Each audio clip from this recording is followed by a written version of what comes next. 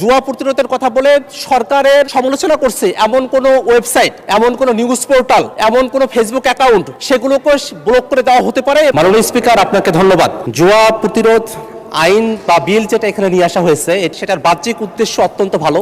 বাংলাদেশে জুয়া অনলাইন মাধ্যমে এটা একটা ভয়ঙ্কর একটা আকার ধারণ করেছে। এই কারণে এই আইনের মতো করে একটা যুবকযোগী আইন করা প্রয়োজন, যে আইনের মধ্য দিয়ে বাংলাদেশে জুয়া এবং অনলাইন মাধ্যমে যে জুয়াগুলো সংগঠিত হয় সেগুলোতে লাগাম টেনে ধরা সম্ভব হবে এবং যারা জুয়ারি আছে, জুয়ার সাথে সম্পৃক্ত ব্যক্তিবর্গ আছে, তাদেরকে আইনের আওতায় নিয়ে আসা সম্ভবপর হবে। এই কারণে আজকে মাননীয় স্বরাষ্ট্রমন্ত্রী কর্তৃক যে বিলটি এখানে উত্থাপন করার জন্য বিবেচনার জন্য পাঠানো হয়েছে, সে আইনের যে বাহ্যিক উদ্দেশ্য তার সঙ্গে আমরা একমত। কিন্তু এই আইনের স্পেসিফিক কিছু ধারা আছে যেগুলো আমি সংশোধনের জন্য এখানে দিয়েছি। সেই ধারাগুলো ভবিষ্যতে এটার অপব্যবহার বা মিসইউজ হওয়ার সুযোগ আছে মাননীয় স্পিকার। এটা আশঙ্কার বিষয়। এই কারণে আমরা যদি এই আইনের 36 নম্বর ধারার 2 নম্বর উপধারার দিকে তাকাই, তাহলে দেখব এখানে তল্লাশি এবং জব্দের জন্য বলা হয়েছে যে কোনো পুলিশ অফিসার যদি বিশ্বাস করেন যে এই ধরনের কোনো ঘটনা সংঘটিত হচ্ছে, তাহলে সেখানে তিনি তল্লাশি এবং জব্দ করতে পারবেন আদালতের অনুমতি ছাড়াই।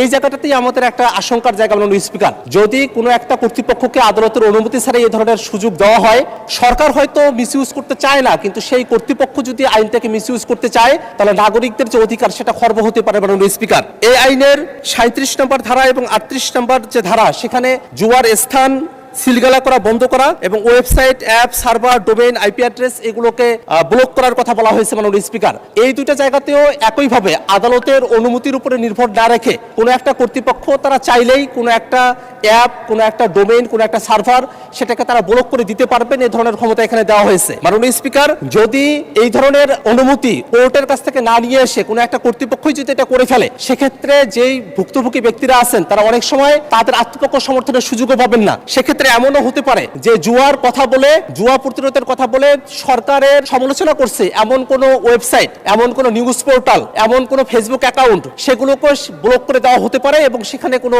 রেমেডি রাখার কোনো ব্যবস্থা এখানে রাখা হয় নাই। কোর্টে যাওয়ার মতো কোনো এখানে ব্যবস্থাপনা এখানে রাখা হয়নি মাননীয় স্পিকার, যেটা সামগ্রিকভাবে আমাদের উপরে একটা বড় ধরনের নাগরিক নিষ্পেষণের মতো পরিবেশ তৈরি করতে পারে ভবিষ্যতে মাননীয় স্পিকার। এই আইনের 41 নম্বর ধারার মধ্যে এনআইডি, সিম এবং এমএফএস লিঙ্কিং সিস্টেমের কথা বলা হয়েছে। যে লিঙ্কিং সিস্টেমের কথা এখানে বলা হয়েছে মাননীয় স্পিকার, এটা যদি আমরা যে ব্যক্তিগত উপাত্ত সুরক্ষা যে আইনটা আমরা করেছি সেটার সাথে সংযুক্ত রেখে যদি এটা করা হয় সেক্ষেত্রে ঠিক আছে।